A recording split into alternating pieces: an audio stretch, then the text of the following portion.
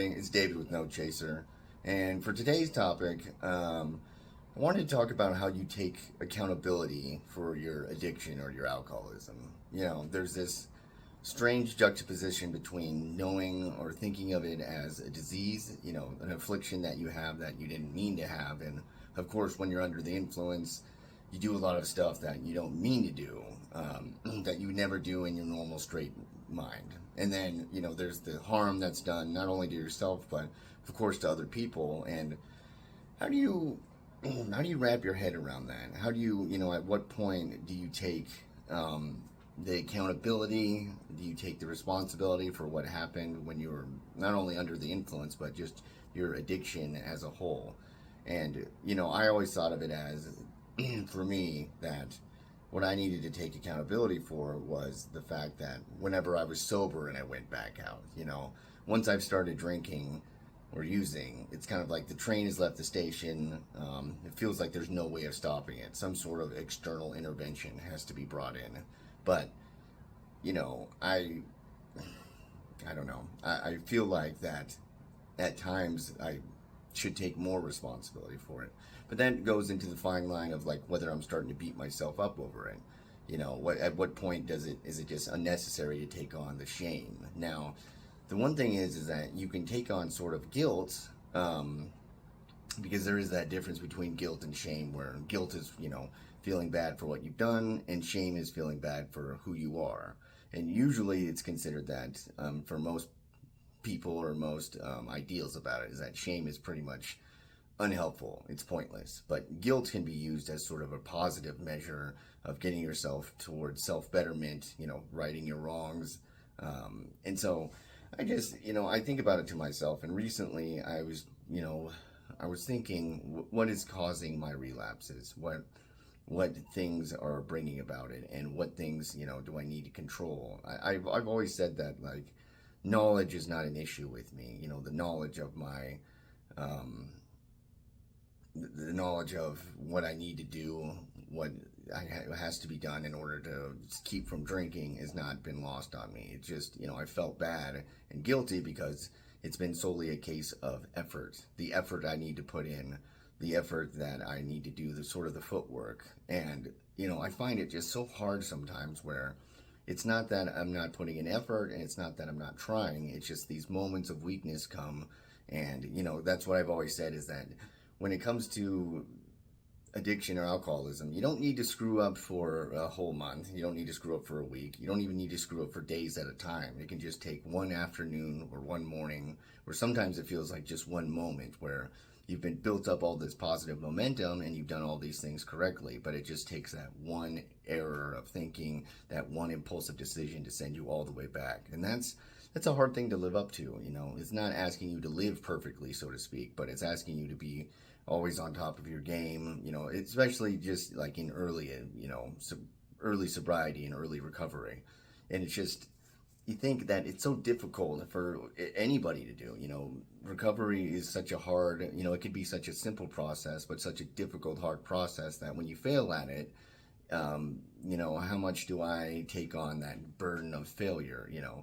I think about it as like, as long as you're trying, like truly earnestly trying, and this is where like, self-honesty comes in, where like you have to be truly honest with yourself of like, how hard are you really giving it?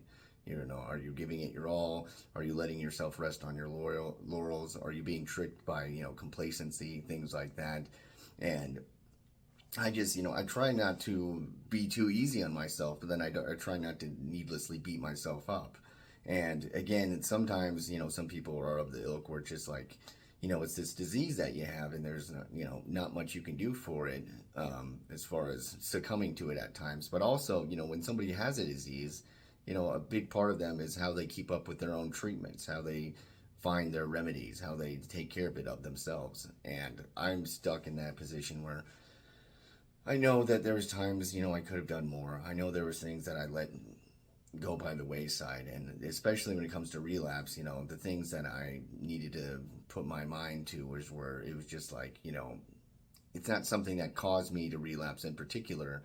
It was just that I wanted to drink and I wanted to use, and that's kind of a harsh reality to face because it makes you feel not particularly great when it's just you made a decision that could cause so much destruction to others and to yourself. And I really come to the idea that I need to consider myself more as not as a victim, like consider myself a victim, but consider myself a victim of these things that I do to myself, like the way I treat myself. Like really, I need to understand and fully evaluate the idea of like you're hurting yourself. Don't you care that you're hurting yourself? And it can become so easy, especially when you're in a depressed mode or your self-esteem and your self-worth is so low that you can just be like, no, I don't care.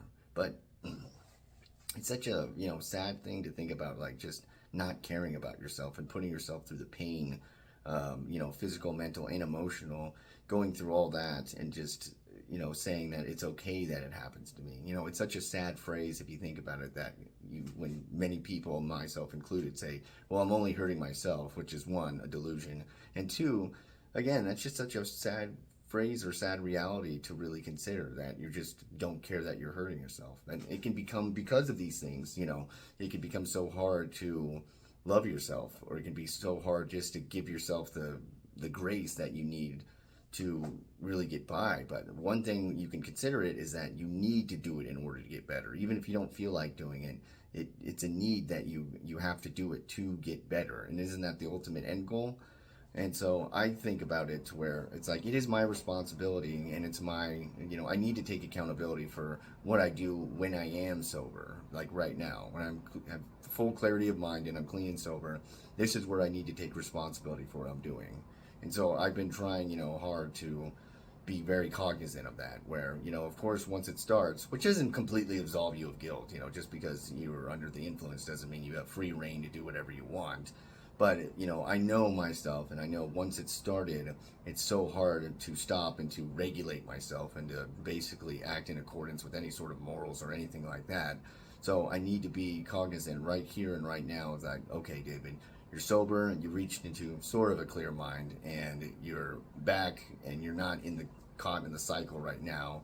Now's the time to be fully accountable and fully responsible, and to really consider when you want to drink or use what, why are you wanting to do it? And is there something you can remedy at that moment? Is it just because you just want to drink and use at that time to either avert yourself from discomfort or to bring yourself good feelings, or both at the same time? I know those are the two biggest reasons why I drink and use, which is either an aversion to discomfort or to bring myself some sort of feeling. And I can't allow myself just to keep falling back into that trap, because the relapses are getting harder, the recoveries are getting more difficult at times. A lot of people say the phrase is that I may have another relapse in me, but I don't have another recovery in me.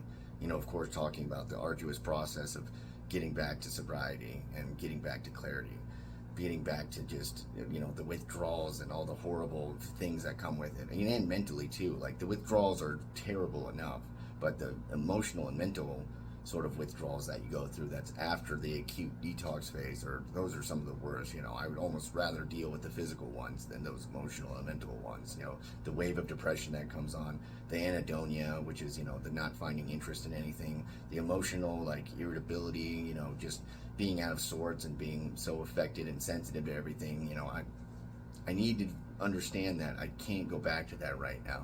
And this is on me at this very moment and in this time to get better. So those are just my two thoughts on that. Anyways, I hope all of you out there are doing well. If you're struggling, my heart goes out to you. If you're still drinking and using right now, just know that I hope you the least amount of harm possible.